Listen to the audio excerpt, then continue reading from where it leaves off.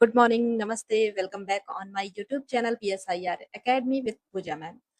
Today we are going to discuss about the Government of India Act 1858, Bharat शासन अधिनियम 1858। इस act में हम देखते हैं लॉर्ड कैनिंग को the first viceroy of India appoint किया जाता है, मतलब भारत का पहला वायसराय। 1858 के इस एक्ट को डिस्कस करने से पहले हमें जरूरत है समझने की कि किन परिस्थितियों में 1858 का यह एक्ट आया, क्या रीजन थी, क्या बैकग्राउंड था। उसका एक ओवरव्यू लेते हैं कि किन परिस्थितियों से गुजर करके 1858 के इस एक्ट को लाया गया और किन समस्याओं को समाधान के लिए। तो हम डिस्कस करेंगे 1857 के रिवोल्ट के बारे में। जी हाँ, the first war of Indian independence के बारे में। 1857 का यह रिवोल्ट ना सिर्फ एक असंतोष, बगावत, बहादुरी, बलिदान का परिचायक था, साथ ही साथ यह परिचायक था साम्राज्यवादी नीतियों के विरोध का और भारत में हो रही ब्रिटिश ईस्ट इंडिया कंपनी के द्वारा प्रशासनिक, आर्थिक और राजनैतिक शोषण का।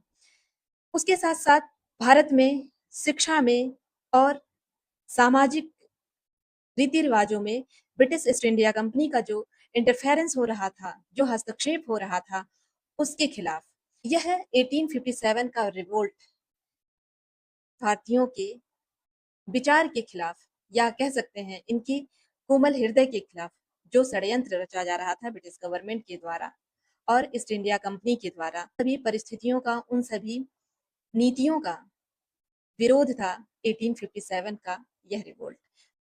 तो इन्हीं सब बिंदुओं को ध्यान में रख करके हम डिस्कस करेंगे 1858 के इस एक्ट के बारे में। हम देखते हैं इस महत्वपूर्ण कानून का निर्माण, यानी कि 1858 के इस एक्ट का निर्माण 1857 के विद्रोह के बाद किया गया, जिसे भारत का पहला स्वतंत्रता संग्राम और सिपाही विद्रोह भी कहा जाता है। इसने कंपनी के शासन की कमजोरियों को उजागर किया और साथ ही साथ उजागर किया ब्रिटिश ईस्ट इंडिया कंपनी के शोषणकारी नीतियों को। 1858 के बाद ब्रिटिश गवर्नमेंट द्वारा इंडिया में सुधार का मुख्य उद्देश्य केवल और केवल 1857 के विद्रोह जैसी घटना की पुनरावृत्ति या दोहराव को रोकना था। मीन्स कि 1857 का जो एकजुट होकर के विद्रोह किया गया, जो इंडिया में ब्रिटिश गवर्नमेंट या ब्रिटिश ईस्ट इंडिया कंपनी के खिलाफ जो विद्रोह किया गया, ऐसी घटना का पुनरावृत्ति, ऐसी घटना दोबारा ना हो पाए, इस चीज को ध्यान में रखते हुए 1858 का यह एक्ट लाया गया। ठीक है। और एक प्रशासनिक व्यवस्था को स्थापित करने करके भारत का उपयोग ब्रिटिश औपनिवेशिक हित में करना था। 1858 के इस एक्ट और इसके बाद जो भी एक्ट लाए जाते हैं, यह बेसिकली इन्हीं उद्देश्यों को फुलफिल करने लाया जाता है। अब हम समझते हैं 1858 के इस इम्पॉर्टेंट एक्ट के मुख्य प्रोविजंस के बारे में, इसकी विशेषताओं और इसके मेन फीचर्स के बारे में। इसके तहत भारत का शासन सीधे महारानी विक्टोरिया के अधीन चला गया। जी हाँ, 2 अगस्त 1858 को जो अथॉरिटी थी ईस्ट इंडिया कंपनी की इंडिया में रूल करने की, वो ट्रांसफर हो जाती है ब्रिटिश क्राउन को, यानी कि महारानी विक्टोरिया को 1858 के इस एक्ट के माध्यम से। और इनका दावा था, यानी कि ब्रिटिश क्राउन का एक नया दावा शुरू हुआ कि हम इंडिया में अब गुड गवर्नेंस लाएंगे, गुड गवर्नमेंट स्टैब्लिश करेंगे। ठीक है। और इन सारी बातों को एक बेहतर प्रशासनिक व्यवस्था देने की विचारधारा को लेकर के 1858 का यह पावर ट्रांसफर होता है और क्राउन का रूल इंडिया में स्टैब्लिश किया जाता है। ईस्ट इंडिया कंपनी को समाप्त कर दिया जाता है और गवर्नरों, क्षेत्रों और राजस्व संबंधी शक्तियां ब्रिटिश राजशाही को हस्तांतरित कर दी जाती है। यानी जो पावर था वो पूरी तरह से ट्रांसफर कर दिया जाता है ब्रिटिश क्राउन के अंदर। ठीक है। जो गवर्नर का पावर था, जो एरियाज थे इंडिया में, चाहे वो प्रिंसली स्टेट हो या फिर जो भी एरियाज थे, क्षेत्र थे, वो सभी, और साथ ही साथ जो रेवेन्यू से संबंधित शक्तियां थी, ब्रिटिश राजशाही में मर्ज कर दी जाती हैं, ट्रांसफर कर दी जाती हैं और ईस्ट इंडिया कंपनी को हमेशा के लिए समाप्त कर दिया जाता है इस एक्ट के माध्यम से। इसके अलावा हम देखते हैं गवर्नर जनरल का जो पद होता है, इस पद के नाम को बदल करके भारत का वायसराय कर दिया गया, जो भारत में ब्रिटिश ताज का प्रत्यक्ष प्रतिनिधित्व यानी कि डायरेक्ट रिप्रेजेंटेटिव था। मीन्स कि जो पहले गवर्नर जनरल ऑफ इंडिया हुआ करता था, इस पद नाम को, इस पोस्ट को हटा दिया जाता है और इसके जगह पे वायसराय ऑफ इंडिया अपॉइंट किया जाता है। और क्या किया जाता है, भारत में ब्रिटिश ताज का डायरेक्ट रिप्रेजेंटेटर वायसराय को बनाया जाता है। एक्ट के माध्यम से एक नए पद और भारत के राज्य सचिव का सृजन किया जाता है। एक तो वायसराय बनाया जाता है जो इंडिया में कार्य करेगा। इंडिया में गवर्नर जनरल के जगह पे वायसराय को अपॉइंट किया जाता है, गवर्नर जनरल के पद को हटा दिया जाता है, जैसा कि मैंने बताया। उसके अलावा भारत के राज्य सचिव, secretary of state for India नामक एक पोस्ट को स्टैब्लिश किया जाता है। मीन्स की राज्य सचिव को नियुक्त किया जाता है, इस पद का सृजन किया गया, जिसमें भारतीय प्रशासन पर संपूर्ण नियंत्रण की शक्ति निहित थी। यह सचिव ब्रिटिश कैबिनेट का सदस्य था और ब्रिटिश संसद के प्रति उत्तरदायित्वपूर्ण था। ठीक है, मीन्स कि यह जो सचिव था वो ब्रिटिश पार्लियामेंट का सदस्य था। ठीक है, ब्रिटिश कैबिनेट का सदस्य था और ब्रिटिश संसद के प्रति उत्तरदायित्वपूर्ण था। इसकी रिस्पॉन्सिबिलिटी जो थी वो पार्लियामेंट के प्रति थी। इस एक्ट के माध्यम से भारत सचिव की सहायता के लिए 15 सदस्यों की एक भारत परिषद यानी कि 15 मेंबर्स काउंसिल ऑफ इंडिया को स्टैब्लिश किया गया, इसका गठन किया गया, जो एक सलाहकार परिषद यानी एडवाइजरी काउंसिल के रूप में कार्य करती और परिषद का जो अध्यक्ष था वह भारत सचिव को यानी सेक्रेटरी ऑफ स्टेट को बनाया गया। ठीक है, भारत का जो सचिव था उसे इस काउंसिल का अध्यक्ष बनाया गया। इस एक्ट के तहत भारत सचिव की परिषद का गठन किया गया। मीन्स की भारत सचिव, सेक्रेटरी ऑफ इंडिया के काउंसिल को स्टैब्लिश किया गया, गठित किया गया, जो एक निगमित निकाय थी। ठीक है, और जिसे भारत और इंग्लैंड में मुकदमा करने का अधिकार था, इस पर भी मुकदमा किया जा सकता था। और उसके साथ साथ 1858 के इस अधिनियम, इस कानून का मुख्य उद्देश्य प्रशासनिक सुधार था, जिसके माध्यम से इंग्लैंड में भारतीय सरकार का अधीक्षक या सुपरवाइजरी, इंग्लैंड में भारतीय सरकार का अधीक्षक या सुपरवाइजरी और उसका नियंत्रक हो सके। ठीक है, इसने भारत में प्रचलित शासन प्रणाली में कोई विशेष परिवर्तन नहीं किया। ठीक है, मीन्स कि जैसा कि मैं पहले ही बताई कि ब्रिटिश क्राउन का ये दावा था कि 1858 का यह रिवोल्ट इसलिए लाया जा रहा है जिससे कि इंडिया में एक गुड गवर्नेंस को स्टैब्लिश किया जाए। बट स्टिल ऑफिसर्स और उनकी विचारधारा कुछ हद तक वैसी ही थी और प्रशासनिक सुधार तो बस एक दिखावा ही था, कह सकते हैं।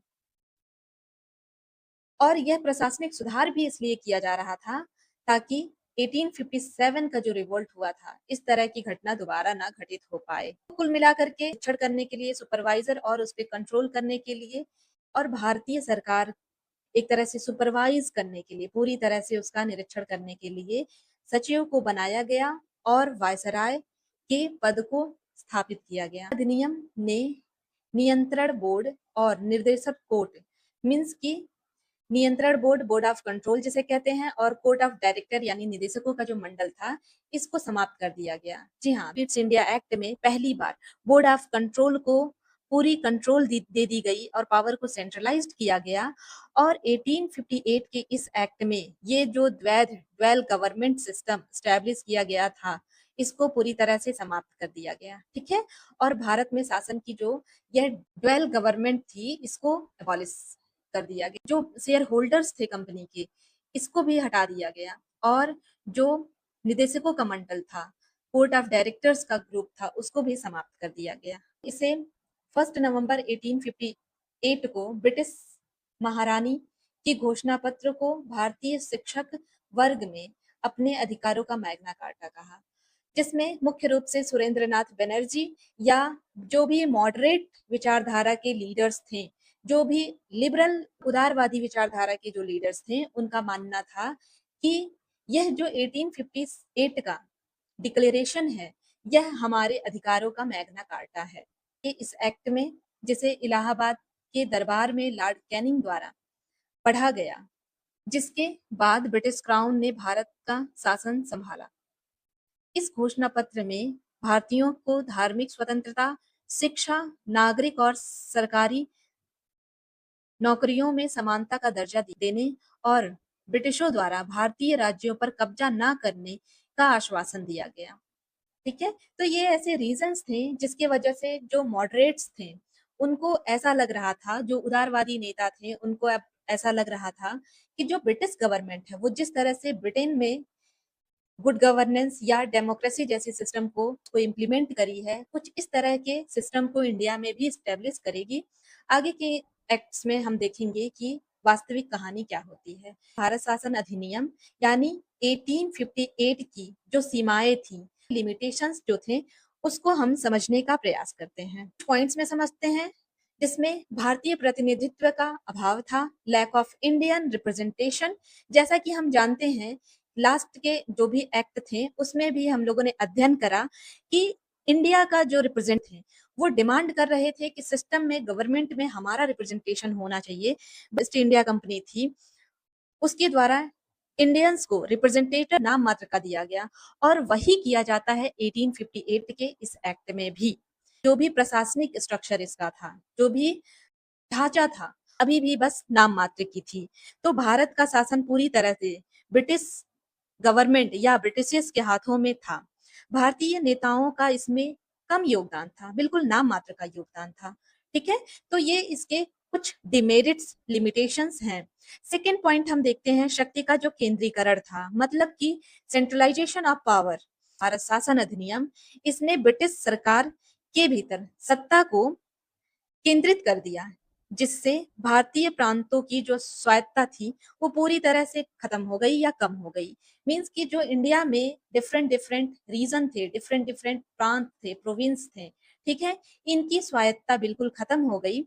इनकी जो ऑटोनॉमी थी वो पूरी तरह से समाप्त हो गई और उनकी स्वशासन की जो क्षमता थी उसे पूरी तरह से लिमिटेड कर दिया गया ब्रिटिश क्राउन के शासन के नाम पर।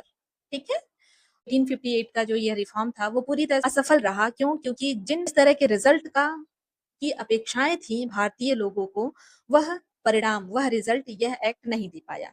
हम देखते हैं कि 1858 का भारत शासन अधिनियम भारत के लिए एक व्यापक संवैधानिक ढांचा बनाने में विफल रहा। ठीक है, यह स्टिल उसी तरह का स्ट्रक्चर बनाया जिस तरह का लगभग पिछले एक्ट्स में देखा जा रहा था। मींस की नाम मात्र का रिप्रेजेंटेशन था इंडियंस का, और केवल बचा करके रखना था इंडिया को एक उपनिवेश के रूप में। फेल स्ट्रक्चर दिख रहा था, जिसके परिणाम स्वरूप अस्पष्ट कानून व्यवस्था थी, प्रशासनिक दिशा निर्देश बहुत क्लियर नहीं थे। ठीक है, सामान्य प्रशासन हम देखते हैं कि इस अधिनियम ने भारतीय सिविल सेवाओं में कुछ सुधार किए, लेकिन इससे भारतीयों के लिए उच्च प्रशासनिक पदों पर आगे बढ़ने के अवसरों में कोई उल्लेखनीय वृद्धि नहीं दिखी। ठीक है, और क्या हुआ, और भारत को पुनर्गठित किया गया इस एक्ट के नाम पर।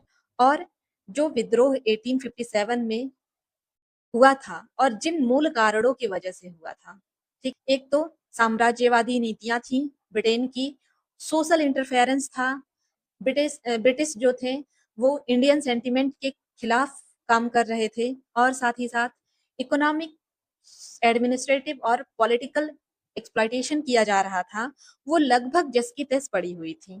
ठीक है, ब्रिटिश राज ने भारतीय जनता के कल्याण की बजाय केवल और केवल साम्राज्यवादी हितों को प्राथमिकता दी, और वही नीतियां, वही पॉलिसीज इंप्लीमेंट की, एग्जीक्यूट की, जो ब्रिटिश गवर्नमेंट के साम्राज्यवादी नीतियों को आगे बढ़ा। 1858 के इस एक्ट के कुछ इंपॉर्टेंट प्रोविजंस हमने पढ़े, इसके लिमिटेशंस को भी हमने स्टडी किया। अगर यह लेक्चर आपको इम्पोर्टेंट लगता है तो आप प्लीज वीडियो को लाइक करिए, चैनल को सब्सक्राइब करिए और कमेंट करिए अगर किसी इम्प्रूवमेंट की जरूरत हो। के अलावा किसी अन्य टॉपिक पे आप वीडियो चाहते हैं तो प्लीज कमेंट करिए उस टॉपिक को।